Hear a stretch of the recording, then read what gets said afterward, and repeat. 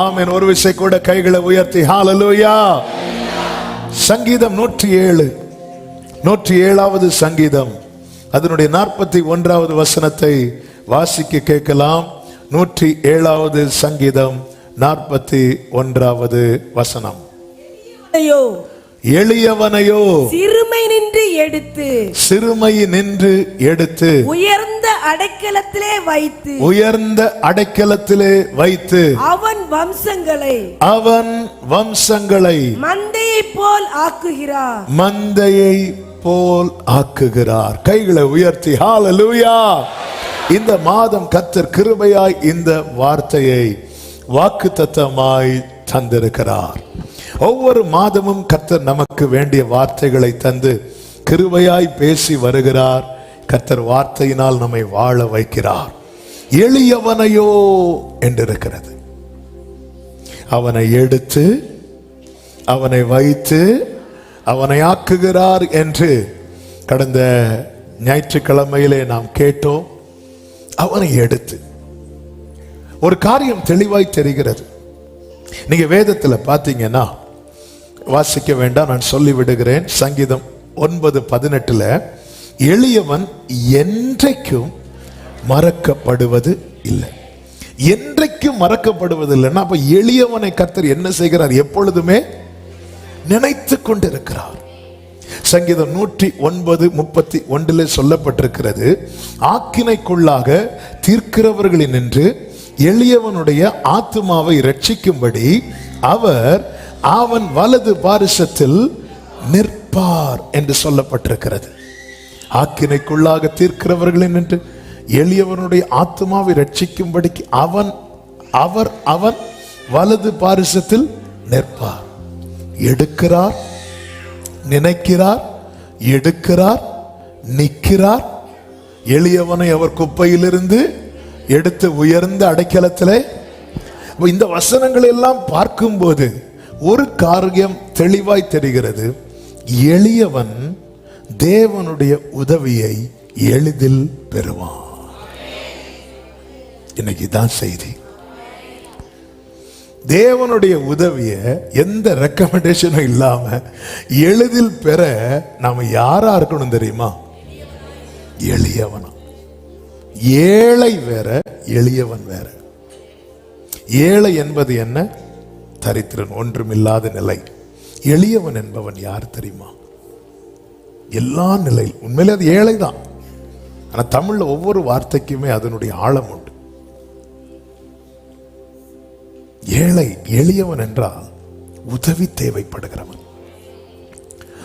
எதிர்பார்த்து நிற்கிறவன் உதவிக்காக. அதன் அர்த்தம் இன்னும் சொல்லணும்னா, அவனுக்கு வேண்டியது அவனிடத்தில் இல்லை என்கிற நிலையில் இருப்பவன். எனக்கு வேண்டியது என்கிட்ட இல்லை. ஒரு தேவ பிள்ளை தேவனிடத்துல எப்பொழுதும், அதனாலதான் என்ன இல்லாமல் உங்களால் ஒன்றும் செய்ய கூடாது. கர்த்தர் மலை உபதேசத்தை தொடங்கும் போதே எப்படி ஸ்டார்ட் பண்றார்னா, ஆவியில் எளிமையுள்ளவர். ஸ்பிரிட் நம்மளை ரிச்சா தான் வைப்பார். பட் நம்ம ஸ்பிரிட்ல புரிந்து கொள்ளணும், அவருடைய சப்போர்ட் இல்லைன்னா முடியாது. நான் மினிஸ்ட்ரிக்கு அந்த அர்ப்பணித்த ஆரம்பத்தில் பெரிய எக்ஸ்பீரியன்ஸ் எல்லாம் கிடையாது, கொஞ்சம் அந்த ஆரம்ப நாட்களில். அப்போ பெருசா இல்லை, டோரே இல்லை கண்ணுக்கு முன்னாடி. சாட்டர்டே வர்ஷிப் பண்ணுவோம் கொஞ்சம் பிரதர்ஸோட. சண்டே அந்த ஆராதனை நேரத்தில் ஒரு 15 நிமிஷம் வர்ஷிப் கொடுப்பாங்க, அவ்வளோதான். அப்போ ஆண்டவரே, நான் உண்மையிலே நீங்கள் கூப்பிட்டு தான் வந்தானா, இல்லை நானா வந்தானா, அல்லது பாட்டாக கொடுக்குறீங்க, ஒருவேளை பாட்டு எழுதுறனால வந்தான், இப்படி காத்திருக்கிற காலங்களில் நமக்குள்ள நிறைய டவுட் வந்துட்டே இருக்கும். அப்போ ஒரு நாள் ஆண்டவர் எப்போவுமே எப்படியெல்லாம் டவுட் வரும்போது ஆண்டவருடைய பிரசனம் உடனே கவர் பண்ணிடும், அப்படியே ப்ரைஸ் பண்ண வச்சிருவார். அந்த சிந்தையை விட்டு கடந்து போக வைப்பார். இப்படிதான் ஒரு நாள் ஏசாயா 54 படிச்சுட்டு இருக்கும்போது இந்த வேர்டை பார்த்துட்டே இருக்கிறேன்.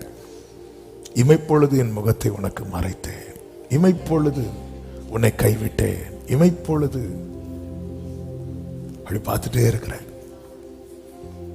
இமைப்பொழுது கர்த்தர் கைவிட்டா என்ன ஆகும்னு சொல்லிட்டு மேலே படித்தேன். சிறுமைப்பட்டவளே, பெருங்காற்றில் அடிப்பட்டவளே, தேற்றரவட்டவளே.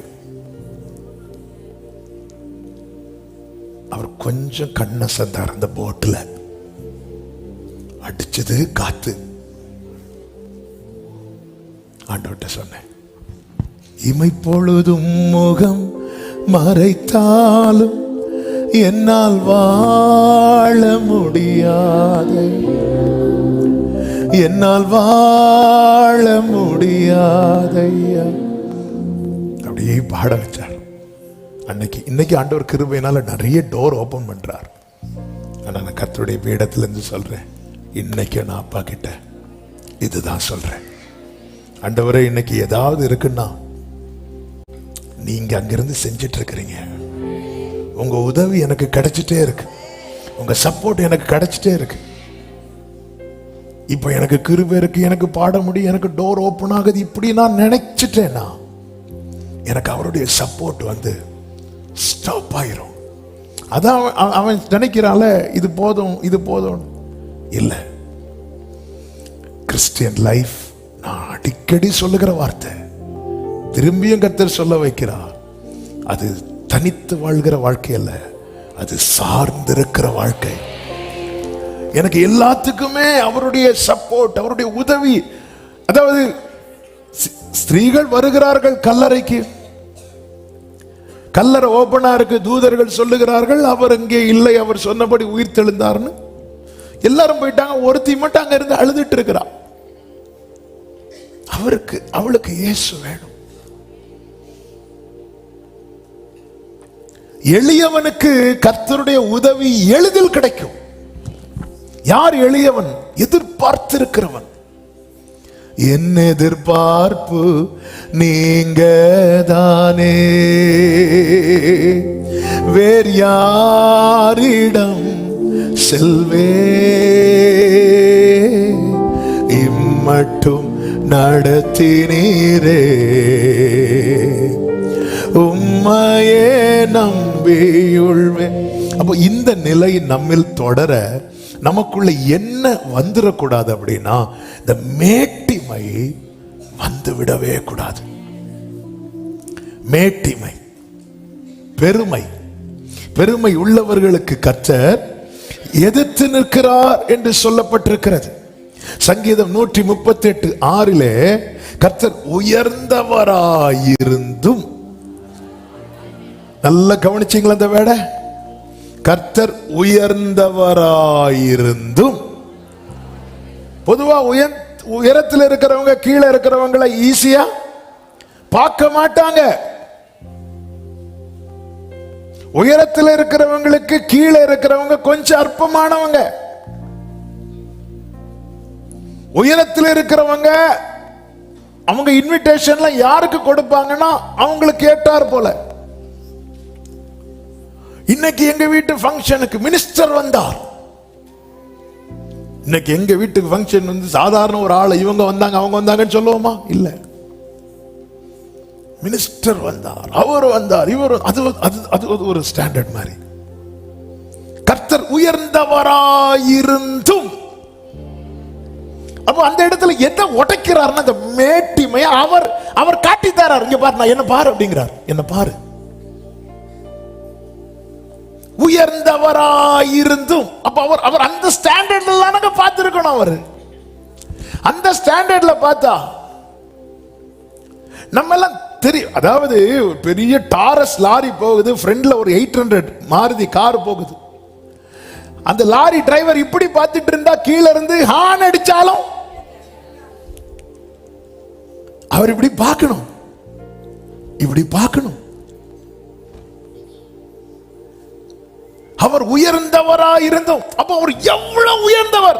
ஆனா அவருக்குள்ள என்ன இல்ல தெரியுமா? மேட்டிமை இல்ல. நானும் நீங்களும் அவருடைய சாயலால் உருவாக்கப்பட்டிருக்கிறோம்.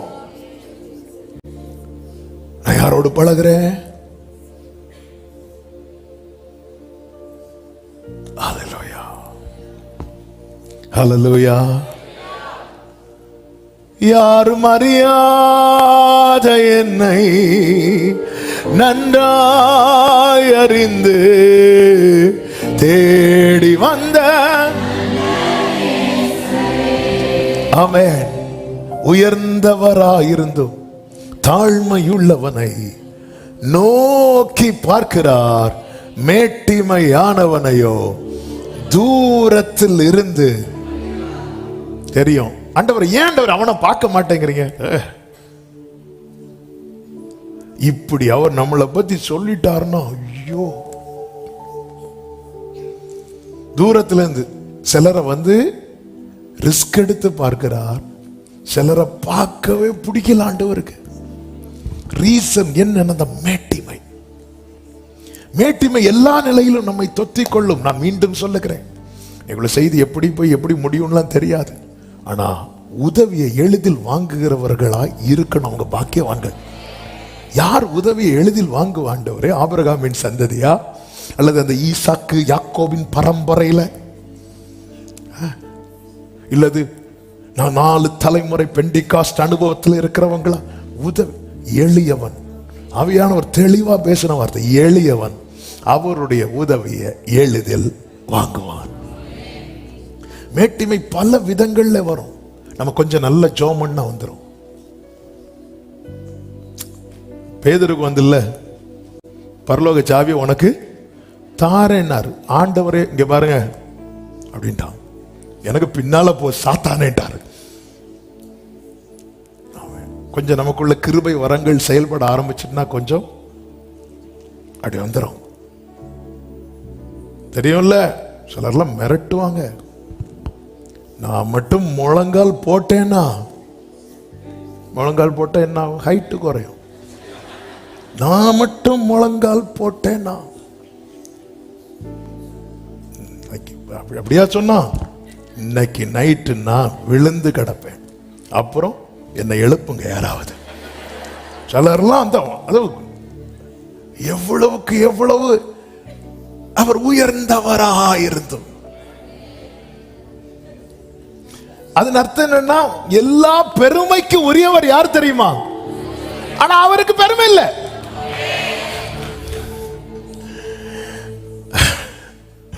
எல்லா பெருமைக்கும் உரியவர்கிட்ட என்ன இல்லை? ஆனா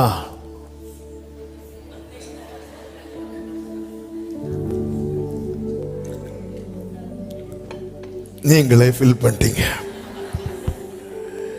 நீதிமொழிகள் 6:16 வசனம் முதல் 6 காரியங்களை கர்த்தர் வெறுக்கிறார் என்று சொல்லப்பட்டிருக்கிறது. அதுல ஃபர்ஸ்ட் எதை சொல்றார் தெரியுமா? 17வது வசனம். அவை, நீங்க நல்லா வாசிக்கிறீங்க, சொல்ற வசனம் மட்டும் வாசிங்க. அவை யாவன மேட்டிமையான கண். முதல்ல அதான் மேட்டிமையான கண்ணுன்னா, அப்படி ட்ரெஸ்ஸை பார்ப்போம். சிலர் அதுக்கு வேண்டிய கடன் வாங்கி ட்ரெஸ் போட்டு வருவாங்க. கடன் வாங்கி, அக்கா அக்கா அந்த செயினை ஒன்று தருவியா அக்கா? ஏன் புருஷனை கட்டி போடவா? இல்லக்கா கழுத்துல போட்டுட்டு நாளை கல்யாண வீட்டுக்கு போகணுங்கா. சிலர்லாம் புதுசா வாட்சி கட்டினா இந்த கொடி பிடிச்சிட்டு போறது மாதிரி ஒலிம்பிக்ல எல்லாம் போவாங்கல்ல. இந்த மேட்டிமையான கண், இதுக்கு கர்த்தர் அருவருக்கிறார். அப்போ நான் வந்து பார்த்து நான் ஒயிட் அண்ட் ஒயிட் போட்டு இப்படி பாம்போல வந்து நின்று என் உள்ளத்தில் என் பார்வையெல்லாம் இந்த மாதிரி இருக்கும்னா நான் என்ன அவர் பார்க்கவே மாட்டாராம். இவர் எளியவன் அவருடைய உதவியை எளிதில் பெறுவான். கர்த்தர் அருவருக்கிற காரியம் மேட்டிமையான கண். நம்ம பேச மாட்டோம், பெருமை பேச மாட்டோம், ஆனா பார்வை காண்பித்து கொடுப்போம்.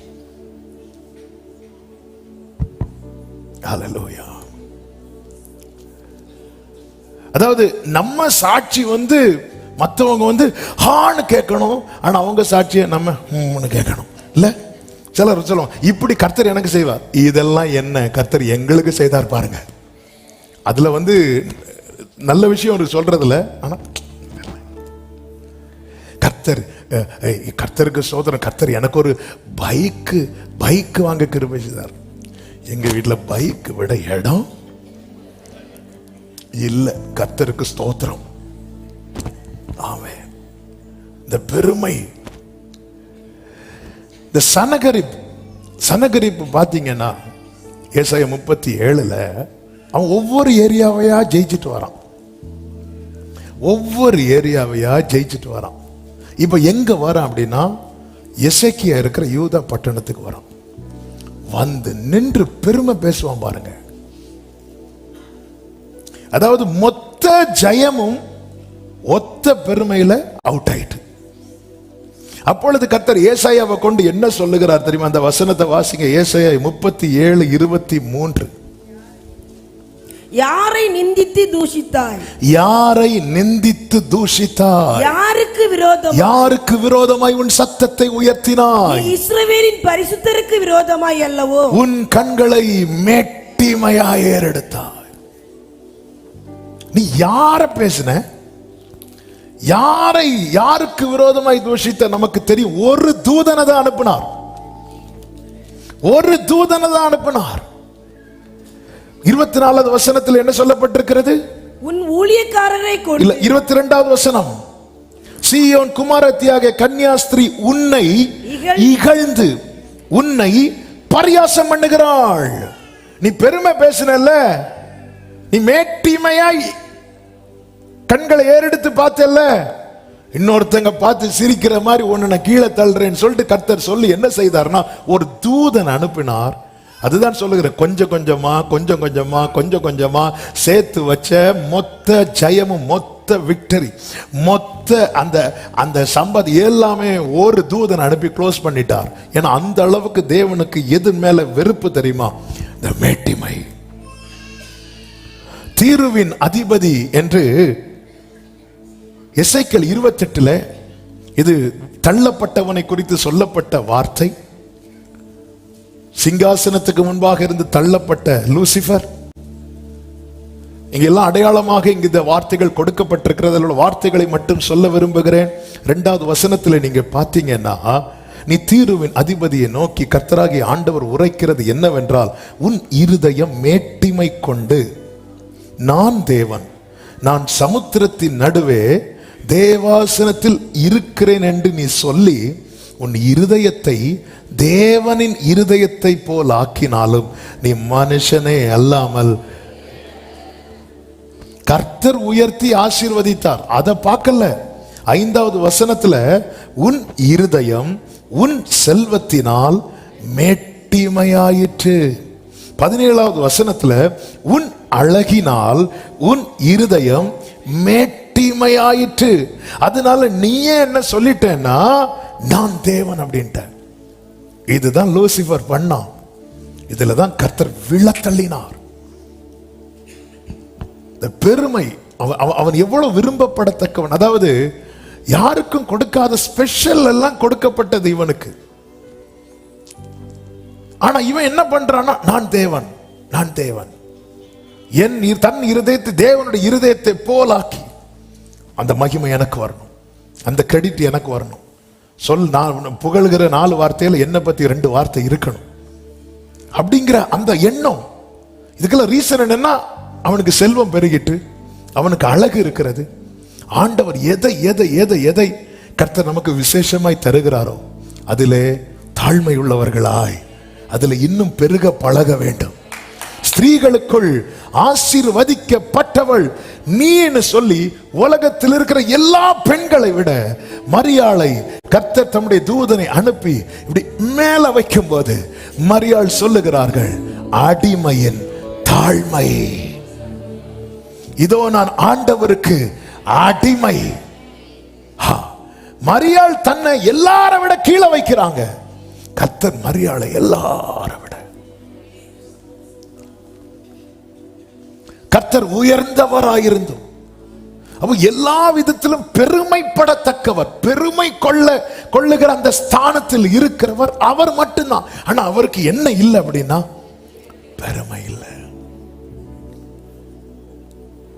அதனாலதான் அவர் கூப்பிடும் காக்கை குஞ்சுகளுக்கு ஆகாரத்தை சவதரித்து கொடுக்கிறார்.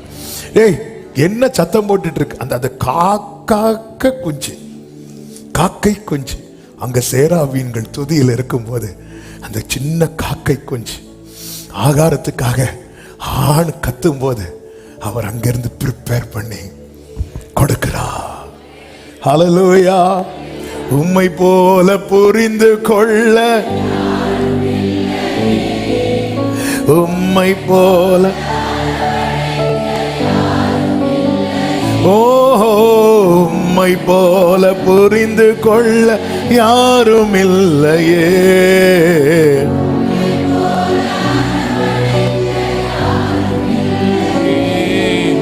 நீர் போதும் என் வாழ்விலே ஏசையா, நீர் போதும் என் வாழ்விலே. அசீரியனை குறித்தும் கர்த்தர் இதே சொல்லுகிறார், கேளுங்கள். 31 எசேக்கியேல் 31 இதோ 3வது வசனத்தில், இதோ அசீரியன் லீபனோனிலே அலங்கார கொப்புகளோடும் நிழலிடும் தலைகளோடும் வளர்ந்தோங்கிய கேதுரு விருட்சமாய் இருந்தான். அதன் கிளைகளின் தலைகளுக்குள்ளே அதன் நுனிக்கொழுந்து உயர்ந்திருந்தது. அடுத்த வசனத்தை கவனிங்க. அவன் இப்படி வளர்றதுக்கு காரணம் என்ன அப்படின்னா, தண்ணீர்கள் அதை பெரிதும் ஆழம் அதை உயர்த்தியும் ஆக்கின. அதன் ஆறுகள் அதன் அடிமரத்தை சுற்றிலும் ஓடின. தன் நீர்க்கால்களை வெளியின் விருட்சங்களுக்கெல்லாம் பாய விட்டது. ஆகையால் வெளியின் சகல விருட்சங்களிலும் அது மிகவும் உயர்ந்தது. அது இப்படி வளர்றதுக்கு காரணம் என்ன? தண்ணீர்கள். தண்ணீரால வளர்ந்துச்சு. அது எங்கேயோ நாட்டப்பட்டிருக்கலாம், ஆனால் ஆழம் உள்ள இடத்துல, தண்ணீர் உள்ள இடத்துல, ஆழம் உள்ள இடம்னா வேற அதிகமா போகலாம். நல்ல செழிப்பான தண்ணீர் உள்ள இடத்துல சுற்றிலும் ஆறுகள். இன்னும் சொல்லணும்னா தண்ணீர் பஞ்சமே காணாத இல்லாத ஒரு நிலையில நாட்டப்பட்ட விருட்சம் எப்படி வளருமோ அப்படி கர்த்தர் அசீரியனை வளர விடுகிறார். தண்ணீரினால், தண்ணீர்கள் அதை பெரிதும் அப்படிதான் இருக்கு உயர்த்தியும் ஆக்கின. அது உயர்ந்தது. 9வது வசனம், தேவனுடைய வனமாகிய ஏதேனின் விருட்சங்கள் எல்லாம் அதன் பேரில் பொறாமை கொண்டன. இதுவும் அவனை தள்ளப்பட்டவனை குறித்து சொல்லப்பட்டதுதான். அப்படி அவன் லூசிபரை கர்த்தர் எப்படி வச்சிருந்தார் பாருங்க, எவ்வளவு மேன்மையா வச்சிருந்தார் பாருங்க. எல்லா, அதாவது மற்ற தூதர்கள் இவனை பார்த்து பொறாமைப்படுகிற அளவுக்கு உயர்த்தி வைத்திருந்தார். ஏதேனில் உள்ள விருட்சங்கள் என்று சொல்லும் போது அது அவர் உலாவுகிற இடம் அல்லவா? ஆனால் 10வது வசனத்தை வாசியுங்கள். ஆகையால் கர்த்தராகிய ஆண்டவர் சொல்லுகிறது என்னவென்றால், அது தன் வளர்த்தியிலே மேட்டிமையானது. வளர்ந்துட்டோம். எப்படி வளர்ந்தோம்? யாரால வளர்ந்தோம்? எதனால வளர்ந்தோம்? இத நம்ம என்னைக்கு மறக்கிறோமோ அந்த இடத்துல நம்மளை எது பிடிக்கும் தெரியுமா? நான் வளர்ந்தேன், நான் வளர்ந்தேன். வளர்த்தியில மேட்டிமையானது. கர்த்தர் என்ன செய்தார் தெரியுமா? 11வது வசனத்துல, நான் அதை ஜாதிகளில் மகா வல்லமையுள்ளவன் கையிலே ஒன்றை புரிந்து கொள்ளுங்கள். நம்மை தேவன் ஒரு உயர்ந்த நிலையில் வைக்கும் போது அந்த இடத்துல நாம பெருமைப்படுவோம் என்றால், நம்மை விட இன்னொருவனை நம் பக்கத்திலே உயர்த்தி நம்மை தாழ்த்த கர்த்தர் தயங்க மாட்டார். வஸ்தி மகா சௌந்தரியம் உள்ளவர், மகா ரூபவதி. எஸ்தர் ரூபவதி. ஆனா வஸ்தியை கம்பேர் பண்ணும்போது நத்திங். ஆனா வஸ்திய கர்த்தர் தூக்கிட்டு எஸ்தரை வைத்தார். இங்க அதுதான் நடக்கிறது. ஏதேனில் உள்ள எல்லா விருட்சத்தை விட உயர்ந்தது. ஆனா தன் வளர்த்தியிலே மேட்டிமையாக கர்த்தர் நம்மை ஆசீர்வதிக்கிறது, உயர்த்துறது ஆண்டவருக்கு மேட்டரே கிடையாது. ஒரே இரவுல ஆரோனின் கோலை துளிர்விட வைத்தவர் இன்னைக்கும் ஜீவிக்கிறார். ஆனா அந்த வளர்ச்சி, அந்த உயர்வு நமக்குள்ளே மேட்டிமையை எவ்விதத்திலும் கொண்டு வருமானால், ஆமென். இந்த வேர்டை இப்படி ஆவியானவர் எழுத வைத்தார். நான் தான் என்னை தவிர என்று எண்ணும் போது நமக்கு மேலாக ஒருவனை கர்த்தர் எழும்ப பண்ணுவார். நான் தான் என்னை தவிர என்று நாம என்னைக்கு எண்ண ஆரம்பிக்கிறோமோ அன்னைக்கு நமக்கு மேல ஒருத்தனை கர்த்தர் எழும்ப பண்ணுவார். இதை ஒரு தேவ பிள்ளை மறந்து விடவே கூடாது. இருக்கிற ஜனங்களிலே உயரமானவன் சவுல். நான் தான் என்னை தவிர என்ற நிலையில் இருந்த போது, ஹல்லேலூயா, அரசனாவதற்கு எந்த விதத்திலும் சாமுவேல் பார்வையில கூட தகுதி இல்லாதவனாய் காணப்பட்ட தாவீதை கர்த்தர் எழும்ப பண்ணி தேவன் ஞானிகளை வெட்கப்படுத்த பைத்தியங்களை தெரிந்தெடுப்பார். பலமுள்ளவைகளை வெட்கப்படுத்த பலவீனமானவைகளை தெரிந்தெடுப்பார். உள்ளவைகளை அவமாக்க இழிவானவைகளையும் அற்பமா எண்ணப்பட்டவைகளையும் தேவன் தெரிந்தெடுப்பார். கர்த்தர் உயர்ந்தவராயிருந்தும், இந்த வார்த்தை ஆழத்துல நம்ம என்னங்க பெருமைப்படுறது? ஆண்டவர் உயர்ந்தவராயிருந்தும். என்ன அழகா இருக்கு தமிழ்ல, உயர்ந்தவராயிருந்தும். ஆண்டவர் உங்களுக்கு கொஞ்சம் கூட இது அவங்க ஆண்டவர் உங்களை வந்து பார்க்கணும். நீங்க என்ன ஆண்டவர் எத்தி பார்த்துட்டு இருக்கிறீங்க? எல்லா விதத்துல இந்த வேர்டை உங்க மனசுல வச்சுக்கோங்க, மனசு நிறையட்டும். அதனால சில வேர்டை ரிப்பீட் பண்ண ரீசன் என்னன்னா, அந்த வேர்டால மனசு நிரம்பணும். நம்முடைய சுபாவம் சேஞ்ச் ஆகும், நம்முடைய பார்வை சேஞ்ச் ஆகும். ஹல்லேலூயா. 10,000 கடனை கர்த்தர் ஒருத்தனுக்கு மன்னிக்க அவன் 100 மன்னிக்க தயங்கிட்டு நிற்கிறான். சொல்லுவார்ல, கர்த்தர் கூப்பிட்டு அவ்வளவுதான் 10,000 மன்னிச்சுட்டு சிம்பிளா அவர் மன்னிச்சு விட்டுறாரு. இவருக்கு 100 மன்னிக்கிறதுக்கு முடியாது. நம்ம சில காரியத்திலாம் ரொம்ப பெருமை பாராட்டுவோம் தெரியுமா? ஆண்டவர் அப்படி பார்த்தார், டேய் என்ன போட்டிருக்க? ஆண்டவர், நான் ரொம்ப காஸ்ட்லியான ட்ரெஸ் போட்டிருக்கேன். நான் உன் அருகே கடந்து வந்த போது உன் காலம் பருவ காலமா இருந்துச்சு. என் வஸ்திரத்தை நான் உன்மேல் விரித்து உன் நிர்வாணத்தை, ஆண்டவர் வெளியே சொல்லாதீங்க, உன் பிறப்பின் வர்த்தமானம் என்னவென்றால் நீ பிறந்த நாளில் அருவருக்கப்பட்ட ஒரு கண்ணு உன் பேரில் இரக்கமா இருந்ததில்லை.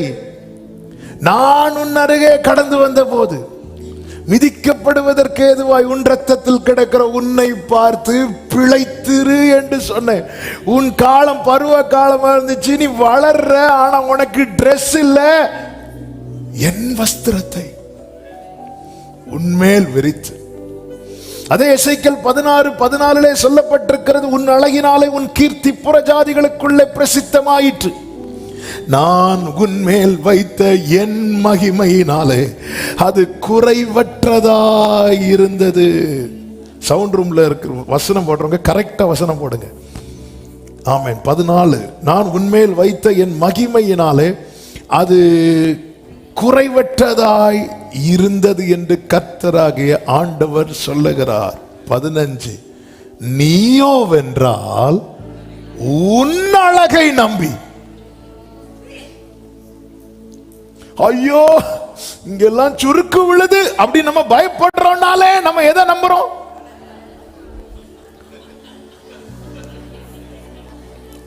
தண்ணி தட்டிட்டு அழகெல்லாம் அற்று போகும் உலக எழிலெல்லாம்.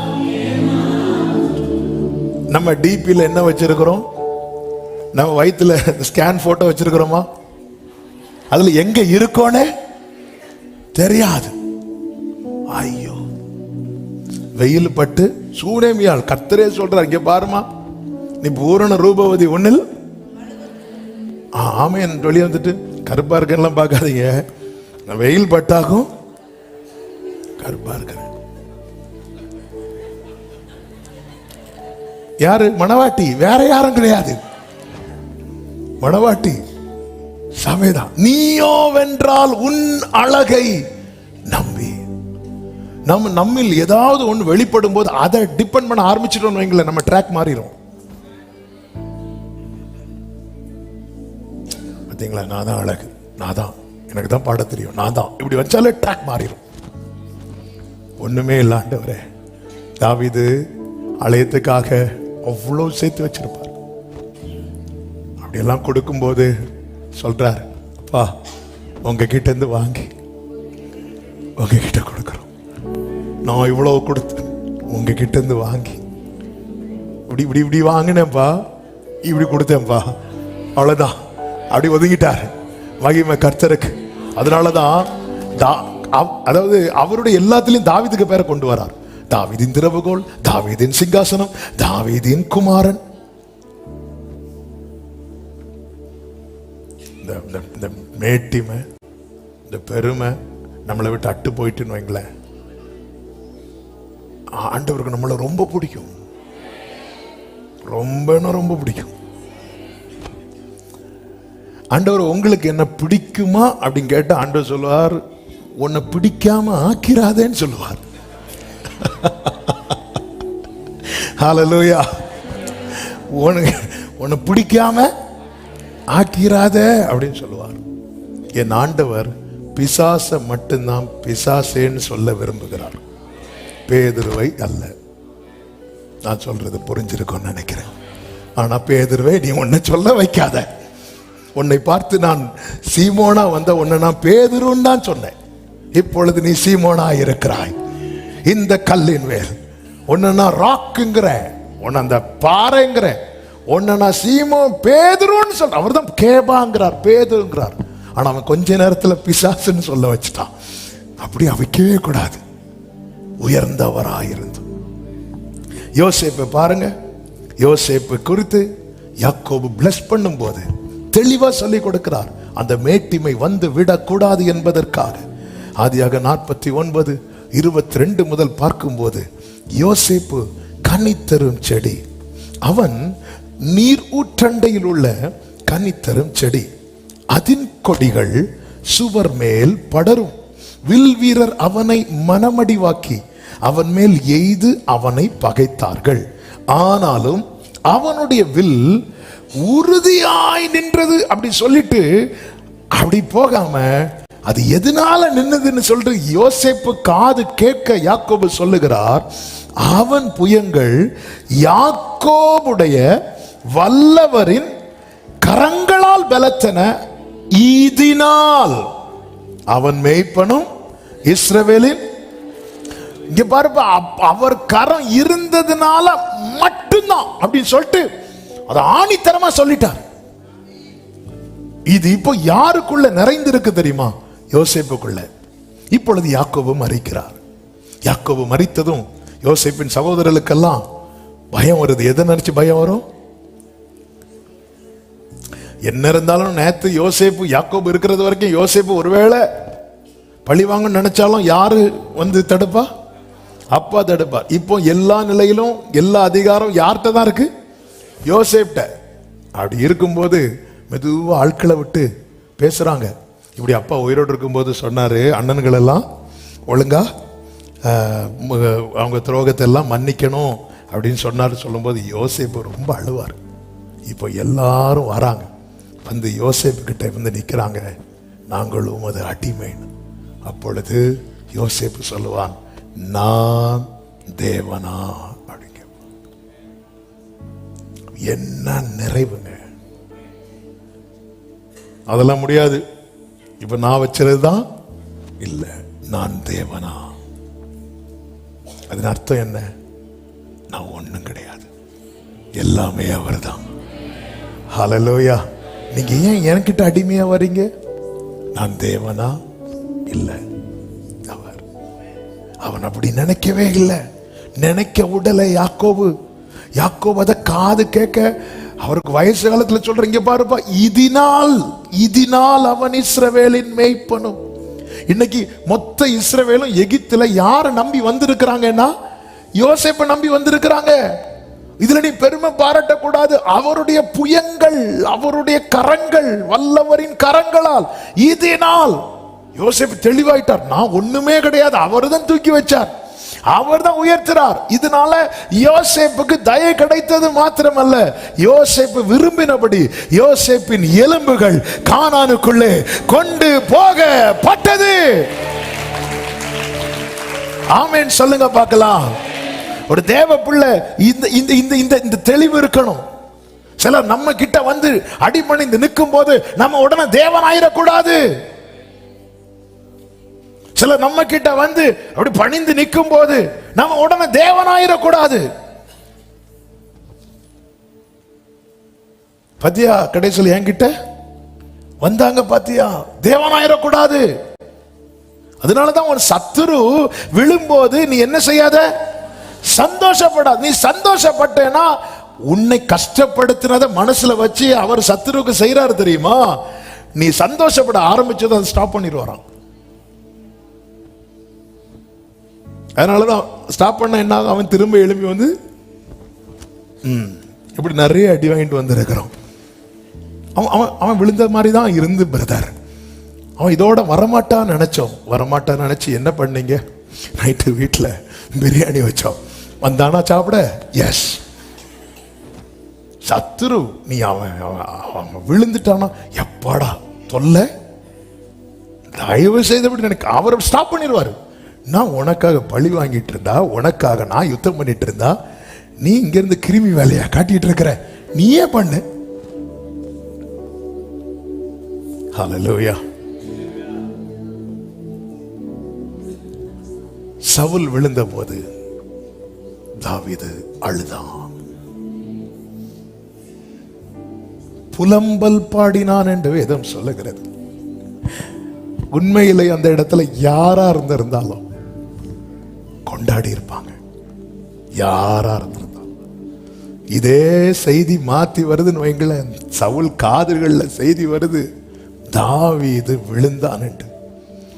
சவுல் எப்படி என்ஜாய் பண்ணியிருப்பார், அதை எப்படி செலிப்ரேட் பண்ணியிருப்பார். ஆனால் சவுல் விழுந்துட்டான் அப்படிங்கிற செய்தி வந்ததும் தாவீது அழுறான், புலம்புறான், தாங்க முடியல அவனுக்கு. இவன் தான் எளியவன், சிறுமையும் எளிமையுமான என்பே நினைவாயிருப்ப. எளியவனுக்கு உதவி எளிதில் கிடைக்கும். எசேக்கியா என்கிற ராஜாவை குறித்து நாம் வேதத்தில் பார்க்கிறோம். அந்த எசேக்கியா வியாதிப்பட்ட போது 2 நாளாகமம் 32வது அதிகாரம் 24, 25 வசனங்களிலே அவன் மரணத்துக்கு ஏதுவான வியாதியா இருந்தான். அப்பொழுது அவன் கர்த்தரை நோக்கி விண்ணப்பம் பண்ணுகிறான், ஜெபம் பண்ணுகிறான்.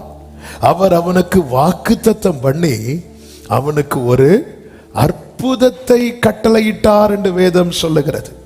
25வது வசனம், எசேக்கியா தனக்கு செய்யப்பட்ட உபகாரத்திற்கு தக்கதாய் நடவாமல் மனமேட்டிமையானான்.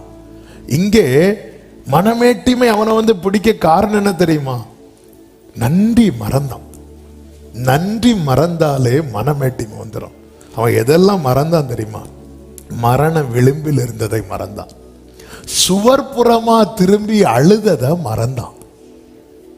இன்னைக்கு நம்ம வாகனத்தில் ஒரு சகோதரர், நம்ம சபையில் உள்ள சகோதரர் ஒரு நாள் சொன்னாரு, நான் சர்ச்சுக்கு வீட்டில இருந்து நடந்து வருவேன், நடந்து வரும்போதெல்லாம் நான் அழுதுட்டே வருவேன், எனக்கு ஒரு சைக்கிள் கூட இல்லையே அப்படி சொல்லிட்டு அழுது வருவேன். ஆனா இப்போ என்ன, எனக்கு அதுக்கப்புறம் கர்த்தர் சைக்கிள் கொடுத்தார், எனக்கு பைக் கொடுத்தார், எனக்கு காரும் கொடுத்தார்னு சொல்லி அவர் கார் வாங்கிட்டு வரும்போது அவர் எதை நினைச்சார் தெரியுமா, அவர் வீட்டில் இருந்து சர்ச்சு வர அப்படி அழுதுட்டே நடந்து வந்தார்ல, அதை நினைத்தார். அதை நினைச்சு சொல்லும் போது மீண்டும் அவருக்கு கண்ணில் கண்ணீர் வருது. இந்த சுவர்புறமா திரும்பி அழுததை எசேக்கியாவை நீ மறந்துட்டியே. கன்னியாகுமரி பக்கத்தில் வழுக்கம்பாறை அப்படிங்கிற ஒரு இடம், அந்த இடத்துல 3 years பேக் 2022 நினைக்கிறேன், 22 ஒரு மீட்டிங்க்கு நான் போறேன். அந்த ஒரு சண்டே ஈவினிங் அப்படி போயிட்டு இருக்கேன். எல்லா இடத்துக்கும் ஸ்பீடா போற மாதிரி இங்கேயும் போயிட்டு இருக்கிறோம். கரெக்டா அந்த வழுக்கம்பாறை அந்த ஊருக்குள்ள கார் அப்படி என்ட்ராகுது. என்னுடைய கார், நான் ஃப்ரெண்டில் உட்காந்துருக்கிறேன், என் கூட ஒரு பிரதர் ஓட்டிட்டு வராங்க. அப்படி என்ட்ராகும் போது என் கண்ணுக்கு முன்னாடி அப்படி ஒரு காட்சி வந்து அப்படி ஃப்ளாஷ் ஆகிட்டு போகுது. என்ன காட்சின்னா, அந்த தெருவில் எங்கள் அப்பா நடந்து போகிறது, எங்கள் அப்பா சைக்கிள் மிதிச்சிட்டு போனது. இங்கேருந்து அந்த ஊருக்கு ஒரு 15-20 கிலோமீட்டர் இருக்கும். சைக்கிளில் போவாங்க, சண்டே முடிச்சுட்டு மதியம் ஊழியம் செய்ய போவாங்க. அப்படி கண்ணுக்கு முன்னாடி அப்படி ஒரு காட்சி மாதிரி அப்படியே காட்டி தராங்க. அப்படியே கண்ணுல இருந்து கண்ணீரா. ஆண்டவர் சொன்னார், இதே இடத்துல உங்க அப்பா அவ்வளோ பிரயாசப்பட்ட இடத்துல தான் உன்னை நான் கார்ல கொண்டு போயிட்டு இருக்கிறேன்.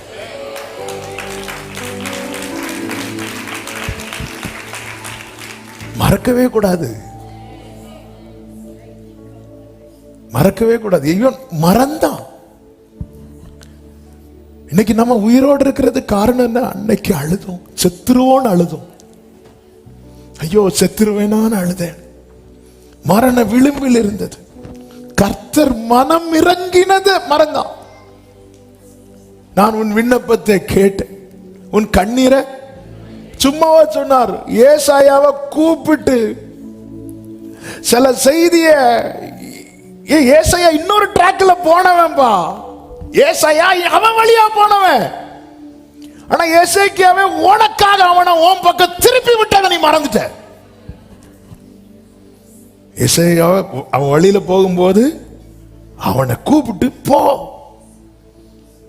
ஏதோ ட்ராக்ல போயிட்டு இருந்தவனை வார்த்தையை வச்சு ஒன் ட்ராக்ல கொண்டு வந்தத நீ மறந்துட்ட. உபகாரங்களுக்கு தக்கதாய். அது மாத்திரமல்ல, தாவீது நிமித்தம் ஆதரவுங்கிறத நீ மறந்துட்டிய. கர்த்தர் அப்படித்தானே சொல்லுவார், என் தாசனாகிய தாவீது நிமித்தம். அப்போ நீ எப்படி மேன்மை பாராட்டலாம்? நீ எப்படி பெருமை பாராட்டலாம்? இன்னைக்கு நமக்கு பரலோக ஆசீர்வாதம் கிடைக்கிறதுக்கு காரணம் என்ன? அந்த தாவீதின் வேறும் குமாரனுமா இருக்கிற இப்ப இயேசுவின் நிமித்தமாய் அல்லவா? நாம என்னங்க பெருமை பாராட்டுறதுக்கு? ஹல்லேலூயா. அவர்தான் இதெல்லாம் மறந்து உனக்கு ஆயுளை நீட்டினது. கொஞ்சம் யோசித்து பாரு. நான் கொஞ்சம் கண்ணடைத்திருந்தா இன்னைக்கு நீ மரித்து எத்தனை நாள் ஆயிருக்கும்? 2023 ஆகஸ்ட்ல ஒரு ஃபேமிலி வந்தாங்க ஓசூர் பக்கத்துல இருந்து. அவங்க மட்டும் இல்ல, நிறைய பேர் சொல்லுகிற சாட்சி, நிறைய பேர் சொல்லுகிற சாட்சி. இப்போ ராமேஸ்வரம் லாஸ்ட் ஜூலை போயிருக்கும் போது அங்கே ஒரு ஃபேமிலி இதே மாதிரி டெஸ்டிமனி சொன்னாங்க.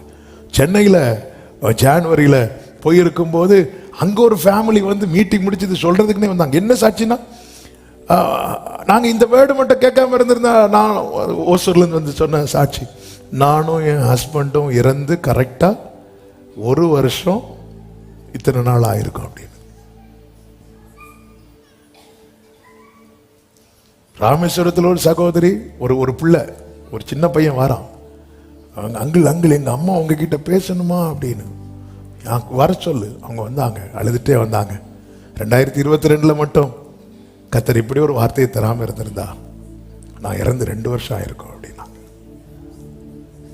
பிரியமானவர்களே, அந்த நம்ம அந்த சிறுமைப்பட்ட நேரத்துல நம்முடைய கதறல், நம்முடைய வேண்டுதல், நம்முடைய கெஞ்சல், அந்த டைம்ல கர்த்தர் நமக்கு இறங்கி செய்ததை வளர்ந்ததும் மறந்துடக்கூடாது.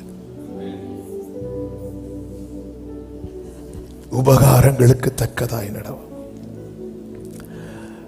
மனமேட்டிமை உள்ளவனானோ, எளியவனாயிருங்கள். ஃபாதர் அழகா பாடியிருக்கிறாங்கல்ல, பெருமை என்ற வலையில் விழாதே, அது வறுமையை கொண்டு வந்துடும். ஒண்ணுமே இல்லப்பா. நீங்க ஆண்டவரை பாருங்க. கர்த்தரினோ எல்லா விதத்திலும், அதாவது இயேசுவை பார்த்து ஒருத்தர் சொல்லுகிறான், நல்ல போதகரே, தேவன் ஒருவரை தவிர நல்ல, நீ என்ன எப்படி சொல்ற அப்படிங்கிறாரு. என்னங்க இவரு? அவர் இப்படி சொல்றதுல இன்னொரு அர்த்தம் உண்டு. என்ன அர்த்தம்னா, அவங்கள பொறுத்த வரைக்கும் யார் மட்டும்தான் நல்லவர்? யூதர்களை பொறுத்த வரைக்கும் தேவன் மட்டும்தான். அப்ப நீ அக்செப்ட் பண்றியா என்ன தேவன் அப்படின்னு கேட்கிறார். நீ என்ன அக்செப்ட் பண்றியா? எல்லா விதத்திலும் இந்த வேர்டை திரும்ப திரும்ப சொல்ல காரணம் என்னவென்றால், நாம் அவருடைய சாயலால் சிருஷ்டிக்கப்பட்டிருக்கிறோம், மறுபடியும் ஜனிப்பிக்கப்பட்டிருக்கிறோம், புது சிருஷ்டியாக்கப்பட்டிருக்கிறோம், அவருடைய சாயலில் இணைக்கப்பட்டிருக்கிறோம். எல்லா விதத்திலும் பெருமைப்பட வேண்டியவருக்குள்ள என்ன இல்லை? பெருமை இல்லை, மேட்டிமை இல்லை. அதனாலதான் இந்த எளிய தேவன் பழகுனது யாரோடு பாருங்க, மரத்துல ஒளிச்சிருந்தான் தெரியுமா? ஒளிச்சில்ல, மரத்துல ஏறி பார்க்கணும்னு வெக்கத்தை விட்டுட்டு இருந்தான் தெரியுமா? அவன் வீட்டுக்கு போறார்.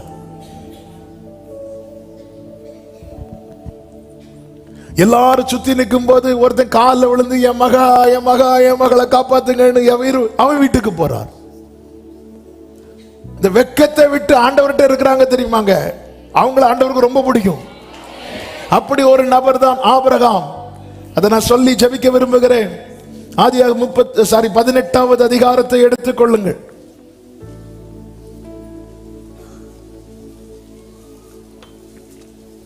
மூன்று காரியங்களை 22 முதல் 33 வரை உள்ள வசனங்களிலிருந்து 3 காரியங்கள் நான் சொல்லி ஜெபிக்க விரும்புகிறேன். நமக்கு நேரம் இல்லாததுனால கொஞ்சம் வேகமாய் செல்லுகிறேன்.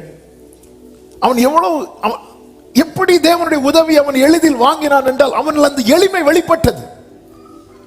நீங்க பார்த்தீங்கன்னா தெரியும். ஆதியாகமம் 18வது அதிகாரத்தின் 22வது வசனத்திலே சொல்லப்பட்டிருக்கிறது, அப்பொழுது அந்த புருஷர் அவ்விடம் விட்டு சோதோமை நோக்கி போனார்கள். ஆபிரகாமோ ஆபிரகாமோ பின்னும் கர்த்தருக்கு முன்பாக நின்று கொண்டு இருந்தான் என்று சொல்லப்பட்டிருக்கிறது. இன்னும் நிக்கிறான். என்ன ஆபிரகாமே, உங்களுக்கு கொஞ்சம் கூட இதே இல்லையா, மேனஸ் இல்லையா? நீங்க எதுக்கு புறப்பட்டு போனீங்க? எதுக்கு புறப்பட்டு போனார் ஆபிரகாம்? 16வது வசனத்துல, அந்த புருஷர் எழுந்து அவ்விடம் விட்டு சோதோமை நோக்கி போனார்கள். ஆபிரகாமும் அவர்களுடனே கூட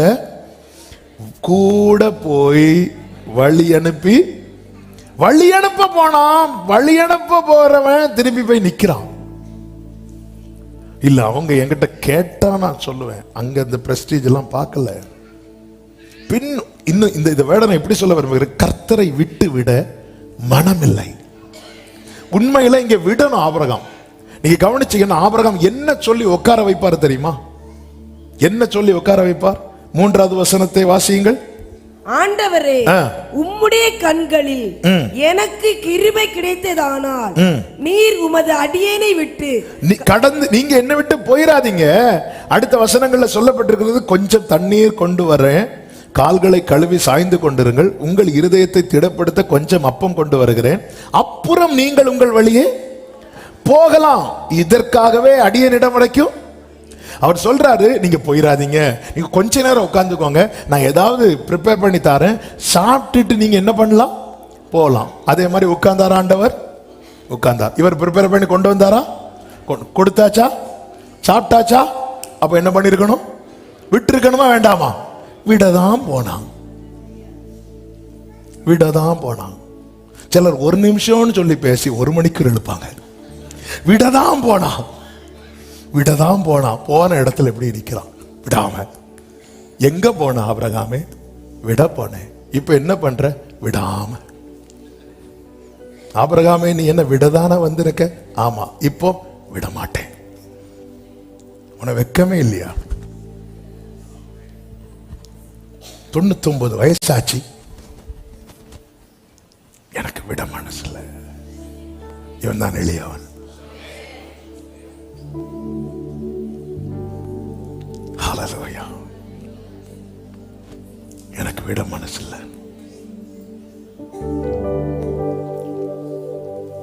அப்படி நிக்கிறான். ஆபிரகாமே, உற்பவ கால திட்டத்துல உனக்கு ஒரு குமாரனை தருவேன்னு சொல்லிட்டேன், விடு. இப்படி நின்னா பேர பிள்ளவர் இப்படிதான் நிற்பான். இதே மாதிரி ஒருத்தன் விடாம விடுத்தான். யாரு? யாக்கோபு. அது இன்னும் கொஞ்சம் கூட ஆழமா இருக்கும் பாருங்க. கர்த்தர் அவனை காயப்படுத்தினார். ஆதியாகமம் 32:25 கர்த்தர் அவனுடைய தொடைச்சந்தை தொட்டார், அதனால் யாக்கோபுடைய தொடைச்சந்து சுளுக்கிற்று. அதை நான் எப்படி சொல்லுகிறேன்? காயப்படுத்தினார். அப்படியாவது இவன் என்ன விடுவான். ஆனால் யாக்கோபோ, நான் போக விட மாட்டேன். அதாவது எளியவன் யார் தெரியுமாங்க? அவரால் காயம் ஏற்பட்டாலும் அவரை விடாம பிடிச்சிருக்கிறான் தெரியுமா? அவன் தான் எளியவன். அவரால் எனக்கு கஷ்டம் வந்தாலும், அவரால் எனக்கு நஷ்டம் வந்தாலும், அவரால் எனக்கு வேதனை வந்தாலும், அவரால் எனக்கு துன்பம் வந்தாலும், அவரால் எனக்கு கண்ணீர் வந்தாலும், ஹல்லேலூயா, அவன்தான் பின்னும் ஆபிரகாம். இதுதாங்க ஆண்டவர் நம்ம கிட்ட எதிர்பார்க்கிறார். இதுதான் எதிர்பார்க்கிறார். எல்லாம் இழந்ததுக்கு அப்புறம் யோபு, எனக்கு வேண்டிய ஆகாரத்தை விடவும் நீங்க பேசின அந்த ஒரு வார்த்தையை நான் பிடிச்சு வச்சிட்டு இருக்கிறேன். இதுதான் கர்த்தர் எதிர்பார்க்கிறார். நான் இவ்வளவு ஒரு 2 மாசம் சர்ச்சுக்கு போனேன், ஜெபம் பண்ண, எனக்கு ஒண்ணும் கிடைக்கல, ஜெபம் வேண்டாம், ஒண்ணும் வேண்டாம், ஒண்ணும் கிடைக்காமல இவ்வளவு மேட்டிமையா இருக்கிறோமே. கிடைச்சா பிரதருக்கு சிரிப்பு தாங்க முடியல. அவர் யோசித்து பார்த்துட்டார், சிலருக்கெல்லாம் கிடைச்சா, கிடைக்காமலே எவ்வளவு சீன் காட்டுறோம் ஆண்டவர்கிட்ட. கொஞ்சம் கிடைக்கிற மாதிரி ஒரு அப்படி கிளைமேட் சேஞ்ச் ஆகும்.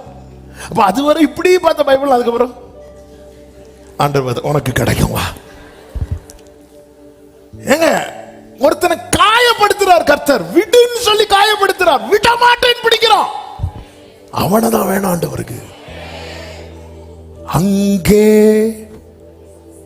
அவனை ஆசீர்வதித்தார். இந்த வசனத்தை இன்னைக்கு காலையில் ஆண்டவர் எழுப்பி விட்டு மெடிடேட் பண்ண வச்சார். பல முறை பேசுகிற இதை படிக்கும் போது ஆண்டவர் ஏசாயா 30வது வசனத்தை, 30வது அதிகாரத்தில் நாம் நன்றாய் தெரிந்து பழகின ஒரு வசனம் உண்டல்லவா, 20வது வசனம். ஆண்டவர் உங்களுக்கு துன்பத்தின் அப்பத்தையும் உபத்திரவத்தின் தண்ணீரையும் கொடுத்தாலும் உன் போதகர்கள் இனி ஒருபோதும், போதகர்கள் என்ற வார்த்தைகள், போதகர் டீச் பண்ணுகிறவர். சரியான ஒரு மொழிபெயர்ப்பில் இப்படி இருக்கிறது, yet your teacher will not hide himself anymore, but your eyes shall see your teacher. உன்னை டீச் பண்றவரை. அப்போ இந்த வார்த்தை ஆண்டவர் ஏன்பா, இன்னைக்கு அதான் கேட்டேன், ஏன்பா உங்களை விடணும்னு அவனை அடிக்கிறீங்களேப்பா, அவன் உங்களை விடணும்னு அடிக்கிறீங்களேப்பா, இதான் என் கேள்வி. ஜீசஸ் ஆண்டவர் இந்த வசனத்தை சொன்னார், உன் கண்கள், your eyes will see your teacher. உன்னை ஒரு நாள் நீ வலதுபுறம் இடதுபுறம் சாயும் போது, இதுதான் வழி, இதுதான்ப்பா, இப்படிதான்ப்பா நடக்கணும் அப்படி சொல்றவரை உன் கண்ணு பார்க்கணுங்கிறதுக்காக இந்த துன்பத்தின் அப்பமும் இந்த உபத்திரவத்தின் தண்ணீரையும். Who is your teacher? உன் டீச்சர் யார்? ஆமென். நாம் பலவித போதனையினால அலைவுபடவே கூடாது. அநேகருக்கு இந்த துன்பத்தின் அப்பம் உபத்திரவத்தின் தண்ணீர் வந்ததும் டாக்டரினை மாத்திட்டு ஓடிடுறாங்க. ஐயோ, இது கடினமான உபதேசம், யார் நிப்பா? நீ அதுல நின்னா உன் கண்கள் உன் போதகரை காணும். நீ அதுல நின்னா, ஐயோ இது வேண்டாம், அங்க அந்த செய்தி அது வேண்டாம், அது எப்போ பார்த்தாலும் கண்ணீர் துன்பம் சோதனைன்னு பேசிட்டு இருக்கிறான். இங்க ப்ராஸ்பரிட்டி, இங்க வந்தாலே வரும்போது அப்சலோம்லாம் அப்படிதான் பண்ணிட்டு இருப்பான். தாவீதை யாரை பார்க்க போனாலும் கூப்பிட்டு கிஸ் பண்ணி, உங்ககிட்ட தான் நியாயம் இருக்கு, கேட்கவே மாட்டான். இங்க அப்படி இல்லை. ஆண்டவர் உங்களுக்கு துன்பத்தின் அப்பத்தையும் உபத்திரவத்தின் தண்ணீரையும் கொடுத்தாலும் உன் போதகர் இனி ஒருபோதும். இப்ப நேர யாக்கோபு கிட்ட வாங்க. கர்த்தர் யாக்கோபை காயப்படுத்துறான், அவன் விட மாட்டேங்கிறான். இப்போ வேதம் என்ன சொல்லுகிறது? ஆதியாகமம் 32:30 நான் தேவனை முகமுகமாய் கண்டேன், உயிர் தப்பி பிழைத்தேன். ஹல்லேலூயா! சத்தமா ஆமென் சொல்லுங்க பார்க்கலாம். விடக்கூடாது. துன்பத்தின் தண்ணீர், துன்பத்தின் அப்பம், உபத்திரவத்தின் தண்ணீர், இதுதான் கர்த்தர் எனக்கு நியமித்த பாதையானாலும் நான் கர்த்தரை நம்பி விடமாட்டேன், விடமாட்டேன், கர்த்தரை நான் விடமாட்டேன்.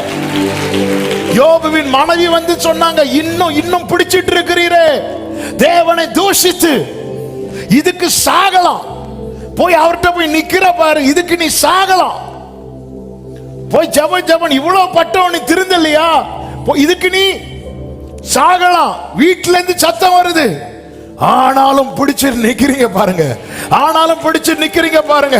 கர்த்தர் உங்களுக்கு தருகிற தீர்க்க தரிசன வார்த்தை தான், ஆண்டவர் உங்களுக்கு துன்பத்தின் அப்பத்தையும் உபத்திரவத்தின் தண்ணீரையும் கொடுத்தாலும் உன் போதகர்கள் இனி ஒருபோதும் மறைந்திருக்க மாட்டார்கள். உன் கண்கள் உன் போதகர்களை காணும். கர்த்தர் காண வச்சார். நீ துன்பத்தின் அப்பம் உபத்திரவத்தின் தண்ணீரை கொடுக்கும் போது கர்த்தர் உன் கண்களுக்கு காண்பித்து கொடுத்தார். நீ அதுக்கு பிறகுதான் நீ புரிந்து கொண்ட, என் அங்கு இங்கும் சாய விடாம இதிலேயே நிக்க வச்சிருக்கிறார். நான் கர்த்தரை முகமுகமாய் கண்டேன், உயிர் பிழைத்தேன், உயிர் பிழைத்தேன், உதவி பெற்றேன், உயிருள்ளவரை துதிப்பேன். சொல்லுங்க, உயிர் பிழைத்தேன்.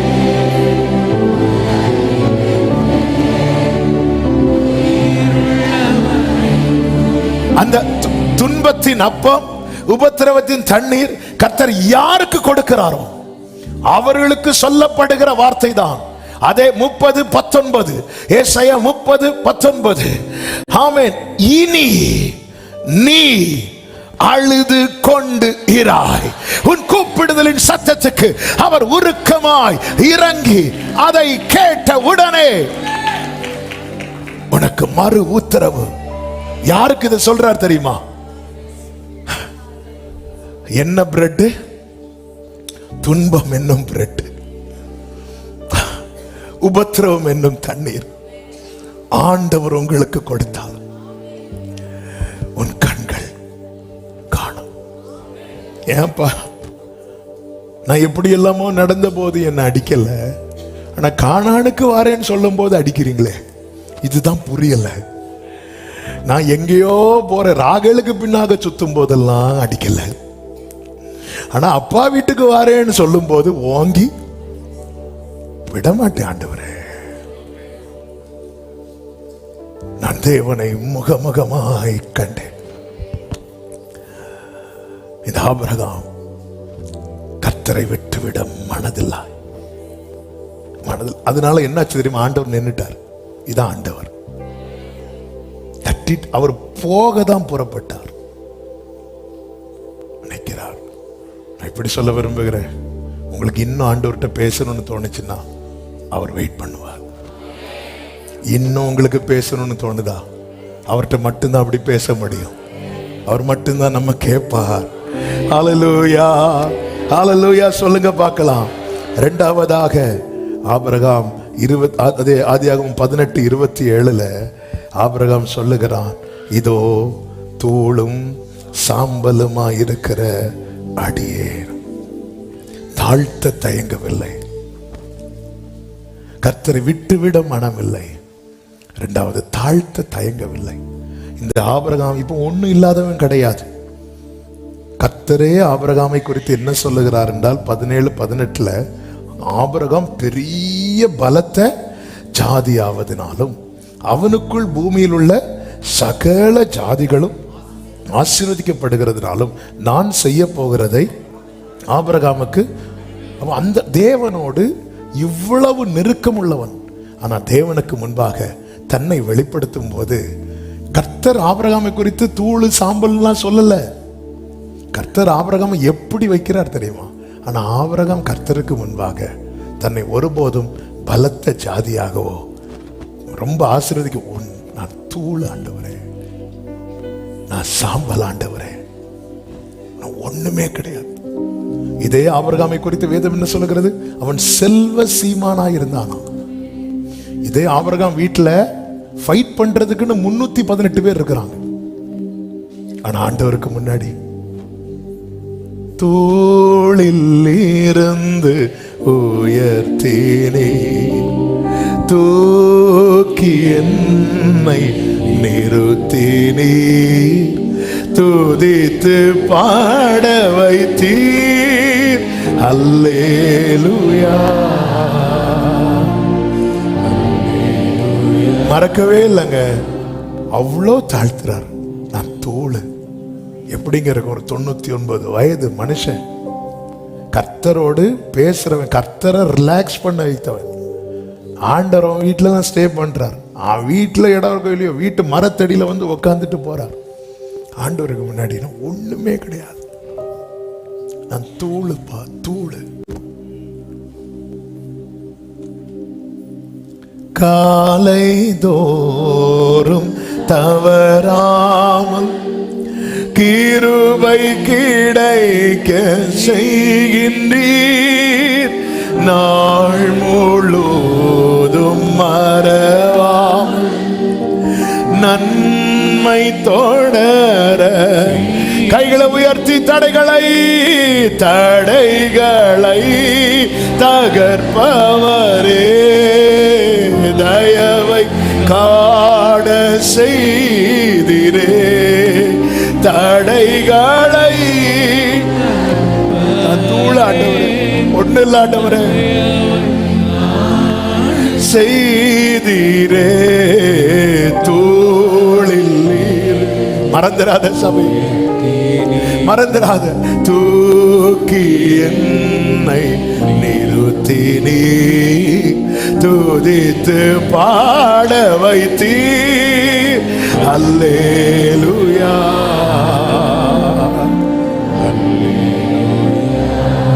ஆமென். தாழ்த்துறார். இதே ஆபிரகாம் வாக்குத்தத்தத்தை வாங்கியாச்சு. யாரு? ஈசாக்கு.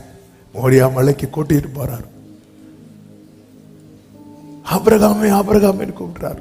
இதோ அடியேன்கிறார். அதாவது தாழ்மை என்பது நம்முடைய வாழ்க்கையின் இயல்பாய் மாறணும்னா டெய்லி அதை பிராக்டிஸ் பண்ணணும். ஆபிரகாமே ஆபிரகாமே என்ன இப்படின்னு அங்கிருந்து ஒரு கத்தி வந்திருக்கும். ஆபிரகாமே ஆபிரகாமே இதோ அடியேன். நம்ம இந்த வேடை வந்து ஈஸியா படிச்சுட்டு போயிடும். ஆனா நம்மளால அப்படி சொல்ல முடியலையே. ஏதோ சின்ன சின்ன காரியங்கள் வாழ்க்கையில கிடைச்சதும் எப்படி இந்த மேட்டிமை வந்து ஒட்டி நம்ம ஆண்டவர்கிட்ட நம்மளை தாத்தவே தயங்குறோம். ஆனால் இயேசு பாருங்க, பிதாவுக்கு சமமா இருப்பதை கொள்ளையாடின பொருளா எண்ணாமல் தம்மை தாமே வெறுமையாக்கி அடிமையின் ரூபம் எடுத்து. எதுக்கு? என் அப்பாவுக்கு நான் கீழ்ப்படியணும். நான் அப்பா பிதா இயேசுவை வந்து வெறுமையாக்கல, இயேசு தம்மை தாமே வெறுமையாக்கி கீழே. எனக்கு ஒரு ஆசை. என்ன ஆசை? என் அப்பாவுக்கு நான் கீழ்ப்படியணும்னு ஆசைப்படுறேன். அதுக்காக என்ன பண்றீங்க? என் அப்பாவுக்கு கீழே நான் இருக்கணும். அப்பா உங்களை எங்க வச்சிருக்காரு? அப்பா பக்கத்துல கூட சமமா வச்சிருக்கிறார். ஆனா நான் அப்படி இருக்க மாட்டேன். நான் அவருக்கு கீழே இருந்து அவர் சொல்றதெல்லாம் கேட்டு கேட்டு செய்ய விரும்புறேன். அவர் அதாவது கொல்லவும் உயிர்ப்பிக்கவும் அதிகாரம் யார்கிட்ட இருக்குன்னா மனுஷகுமார்கிட்ட இருக்கு. அப்ப அவரே செத்து அவரே எழும்பி இருக்கலாம். ஆனா அவர் அப்படி செய்யாம, பிதாவே உம்முடைய கையில நாவியை. என்ன தாழ்மைங்க. அப்ப நீங்க எழுப்புங்கப்ப. என்ன அவருக்கு பவர் இருக்கு. நானே உயிர்த்தெழுதலும் I am அப்படிங்கிறார். I am அப்படிங்கிறார். நானே உயிர்த்தெழுதல் ஜீவனமா இருக்கிற. அப்ப அவரே ஜீவனை விட்டு அவரே எழும்பி இருக்கலாம். ஆனால் அவர் அப்படி செய்யல. அப்பா இருக்கிறார்ல, எனக்கு அப்பா இருக்கிறார், நானே எதுக்கு செய்யணும்? நம்மளே நிறைய செஞ்சு வாங்கி கட்டிட்டு வந்து இதே மாதிரி ஃபாஸ்டிங் முறையில் உட்காந்து அவர் இருக்கிறார்ல. ஒருத்தங்க இருக்கிறாங்கல்ல, அங்க இருக்கிறார்ல ஒருத்தர் வச்சுட்டு நம்மளா ஒன்று செய்யும்போது அவங்களுக்கு எவ்வளவு வலிக்கும், எவ்வளவு கஷ்டமா இருக்கும். அப்படிதானங்க. என் ஜனம் என்னை தேடவே இல்லையே, ஆனாலும் யாக்கோவே நீ என்னை நோக்கி கூப்பிடவில்லையே, நீ என்னை குறித்து மனஞ்சலித்து போனாயே. எப்படி இருக்கும் அவருக்கு? ஆபிரகாம் தாழ்த்த தயங்கவில்லை. மூன்றாவது கேட்க வெட்கப்படல. ஐயோ இவர்கிட்ட எப்படி கேட்கறது அப்படின்னு சொல்லிட்டு ஒரு வெக்கம் கிடையாது. யாருக்கு? எளியவனுக்கு கேட்பான். ஆபிரகாம் வேதம் சொல்லுகிறது ஆதியாகமம் 18:23 அப்பொழுது ஆபிரகாம் சமீபமாய் சேர்ந்து. நல்லா புரிஞ்சுக்கோங்க, நீங்க கர்த்தரை விட மாட்டேன்னு பிடிச்சு வைக்கிறீங்கன்னு வைங்களேன், அப்படி இருந்தா மட்டும்தான் நீங்க க்ளோஸ் ஆக முடியும். இன்னைக்கு விட்டுட்டு நாளைக்கு பிடிக்கலானா முடியாது. அப்புறம் பார்த்துக்கலாம், நாளைக்கு பார்த்து முடியாது. இன்னைக்கு விட மாட்டேன்னு பிடிச்சு வைக்கதான் க்ளோஸ் ஆக முடியும். ஆபிரகாம் சமீபமாய் சேர்ந்து துன்மார்க்கனோடே நீதிமானை அழிப்பீரா என்று கேட்கிறான். 29வது வசனம், அவன் பின்னும் அவரோடு பேசி 40 நீதிமான்கள் அங்கே காணப்பட்டாலோ அப்படிங்கிறான். 30ல அவன் நான் இன்னும் பேசுகிறேன் 30 நீதிமான்கள் காணப்பட்டாலோ அப்படிங்கிறான். 31ல இதோ நான் ஆண்டவரோட பேச 20 நீதிமான்கள். இப்படிலாம் கேட்டா நமக்கு எப்படி இருக்கும் தெரியுமா? இவருக்கு இந்த மனுஷனுக்கு வெக்கமே இல்லை, வெக்கம் இல்லை. எனக்கு ஜெபம் பண்றதுக்கு வெக்கம் கிடையாது. என் அப்பா கிட்ட கேட்க எனக்கு வெக்கம் கிடையாது. ஏன்னா நாங்க அப்படி பழகிட்டு இருக்கிறோம். கடைசியில அப்பொழுது அவன் ஆண்டவருக்கு கோபம் வராதிருப்பதாக. ஆண்டவர் சொல்றாரு, பாரு இப்படி கேட்கறதா எனக்கு கோபம் வருது. நான் இன்னும் எந்த ஒரு விசை மாத்திரம் 10 நீதிமான்கள் அங்கே காணப்பட்டார். இதுல என்னன்னா, இதுல என்ன இவன் என்ன கேட்க போறான்னு ஆண்டவருக்கு தெரியுமா தெரியாதா? அப்ப ஃபர்ஸ்ட் இங்க பாருப்பா, லோத்தும் குடும்பத்தையும் நான் பாதுகாப்பேன் சொல்லி இருந்தா இந்த கான்வர்சேஷன் என்ன இருக்கும்? முடிஞ்சிருக்கும். அவருக்கும் பேசணும்னு ஆசை. என்ன பண்ண? ஹல்லேலூயா. இவன் என்ன கேட்க அதை மட்டும் சொல்லுங்க. அவர் முடிக்க விரும்பல. அவருக்கும் அதனால் 50 40. ஆமே. அதாவது ஆபிரகாம் 100லேருந்து வந்திருந்தாலும் அவர் ரெடியா இருப்பார். அவன் தான் ஒருவேளை 50 நீதிமான்களுக்கு 5 பேர் குறைவா இருந்தா, இவர் 100ல வாராருன்னு வைங்கள, அவர் இருப்பார். அப்ப நம்ம பிரேயர் டைம் நம்ம தானே செட் பண்றோம். 50லேருந்து 10 வரை வந்தாச்சு. இதுக்கப்புறம் ஏதாவது சொல்லும் போது 10 அப்படின்ட்டாருனா அதனால வேண்டாம். ஏன்னா இவர் கணக்கு என்ன தெரியுமா? லோத்து மனைவி, லோத்துக்கு 2 பிள்ளைங்க, 2 பிள்ளைங்களுக்கும் சம்பந்தம் பேச்சு வச்சிருக்கிறாரு. அப்ப 2 மருமகன், ஒரு மகனுக்கு, ஒரு மருமகனுக்கு அப்பா அம்மா, இன்னொரு மருமகனுக்கு. சும்மா நம்ம கணக்கு பைபிள் எங்க இருக்கு? அப்ப அவருக்கு ஒரு உத்தேச கணக்கு. ஒரு 10 பேர் ஓகே, 10 பேர் இருக்கும். 10 பேர் இருக்கும். ஒரு ஆபிரகாமே லோத்தை நம்புறாரு. இவன் இவ்வளவு நாள் அந்த சோதோமில் இருந்ததுக்கு ஒரு 10 பேரையாவது சம்பாதிச்சிருப்பான். ஆனா அவன் மனைவியை வர சம்பாதிக்கல. சிலர் நம்மளை நம்பி கர்த்தர் அங்கங்க வச்சிருக்கிறார். நாளைக்கு கையை பிடிச்சு கூப்பிடும் போதுதான் தெரியும் எத்தனை கூட வருது, வந்தது, கை பிடிச்சது இருக்குதானே, எல்லாம் நாளைக்கு தான் தெரியும். கர்த்தர் கையை பிடிச்சிட்டு கூப்பிடும் போது 1 இப்படி நிக்கு. வீட்டுல ஃபுல்லா சண்டை, உப்பு இல்ல. இப்ப ஃபுல்லா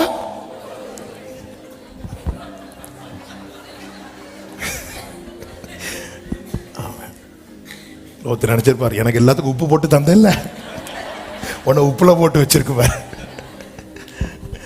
அவரு கணக்கு 10 ஓகே, 10 எப்படி வந்துடும். அதனாலதான் லோத்து போய் எல்லாத்தையும் பேசுறான், மருமகள்கிட்ட பேசுறான், அவங்க உறவுகள்கிட்ட பேசுறான். இதுல கூட ஒரு சத்தியம் இருக்குங்க. அவர் உங்க கையை தான் பிடிப்பார். அவர் உங்க கையை பிடிச்சு இழுக்கும் போது 10 பேராவது வரணும்.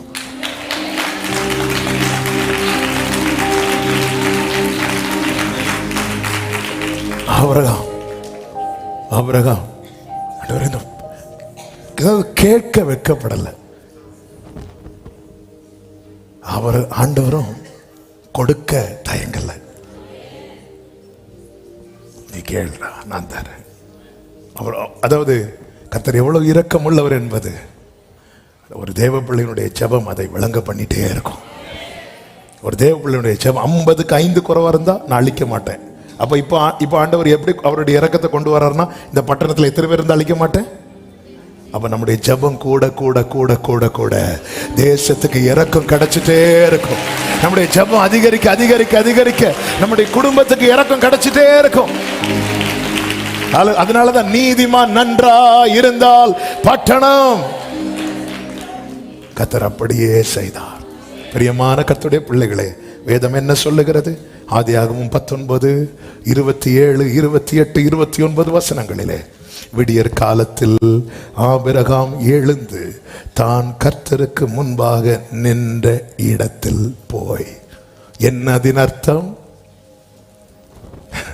இது ஒரு நாள் ஜெபம் கிடையாது. நாளைக்கு நான் இங்கதான் நிற்பேன். என்ன ஆபிரகாம், உங்களுக்கு வெட்கமே இல்லையா? இவன் நான் எளியவன், இவனுக்கு தான் உதவி கிடைச்சிட்டே இருக்கும். இவனுக்கு ஒரு தேவைக்காக மட்டும் வந்து நிற்கிறவன் அல்ல. இவனுக்கு பொழுது விடியதே அவர் சமூகத்தில் இருந்துதான். இவனுக்கு விடியலே அவர் சமூகத்தில் தான். வேதம் சொல்லுகிறது, அவன் போய் நின்று சோதோம் கோமரா பட்டணங்களின் திசையையும் சமபூமியாகிய தேசம் முழுவதையும் நோக்கி பார்த்தான். 29, தேவன் அந்த சமபூமியின் பட்டணங்களை அழிக்கும் போது தேவன் ஆபிரகாமை நினைத்து. கைகளை உயர்த்தி ஆமேன்னு சொல்லுங்க பார்க்கலாம். இந்த வெக்கப்படாம கர்த்தரை பிடிச்சிட்டு இருந்தால அந்த ஆபிரகாமை நினைத்து, இந்த தூளு சாம்பல்னு சொன்னால அந்த ஆபிரகாமை நினைத்து, கேட்க வெக்கப்படாம கேட்டுட்டே இருந்தால அந்த ஆபிரகாமை நினைத்து, லோத்து குடியிருந்த பட்டணங்களை தாம் கவிழ்த்து போடுகையில் லோத்தை அந்த அழிவின் நடுவில் இருந்து தப்பி போகும்படி அனுப்பிவிட்டார். இங்க இருக்கிற அநேக ஆபிரகாமை நினைத்து அநேக லோத்துகளை கர்த்தர் தப்பி போக அனுப்பிவிட போகிறார். அனுப்பிவிட போகிறார். அனுப்பிவிட போகிறார். எளியவனாயிருந்து உதவியை எளிதில் வாங்குங்கள். கர்த்தர் உங்களை ஆசீர்வதிப்பாராக. சத்தமா ஆமென். எல்லாரும் அப்படி எழுந்து நிற்கலாம் ஆண்டவர் சமூகத்துல. ஹல்லேலூயா. தோளில் இருந்து ஆமென். தூக்கி என்னை நிறுத்தினே, துதித்து பாட வைத்தீர். அல்லேலூயா அல்லேலூயா. தோளில் இருந்து தூக்கி என்னை நிறுத்தினே. ஆமென். துதித்து பாட வைத்தீர். அல்லேலூயா. காலைதோறும் காலைதோறும் தவறாமல் சிலுவை செய்கின்றீர். நாள் முழுவதும் நன்மை தொடர காலைதோறும் தவறாமல் காலைதோறும் கிருபை கிடைக்க செய்கிறீர். நாள் முழுதும் நாள் முழுதும்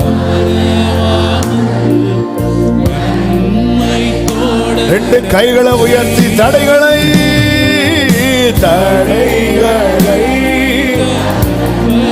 தயவை காண செய்திரே செய்திரே. தடைகளை ஆமென். தயவை காண செய்திரே. தோளில் உயர்த்தீரே, தூக்கி என்னை நிறுத்தீரே. துதித்து அல்லேலூயா. வலது கரத்தை வானத்துக்கு நேராக உயர்த்தி இடது கரத்தை இருதயத்தில் வைத்து, காயப்பட்டால் விட மாட்டேன். துன்பத்தின் அப்பத்தையும் உபத்திரவத்தின் தண்ணீரையும் தந்தாலும் நான் விட மாட்டேன். உடனே நான் வேற போதனையை தேடி போக மாட்டேன். அப்பா முட்கிரீடம் தராரு. சாத்தான் உலகத்தின் மேன்மை என்கிற கிரீடத்தை கொண்டு வரா. இயேசு அப்பா கொடுத்த முட்கிரீடத்தை வாங்குறார். எனக்கு அது போதும். ஆனா எனக்கு ஒண்ணு தெரியும், அப்பா எனக்கு துன்பத்தின் அப்பம் தராரா, உபத்திரவத்தின் தண்ணீரை தராரா, என் கண்கள் அவரை காணும்.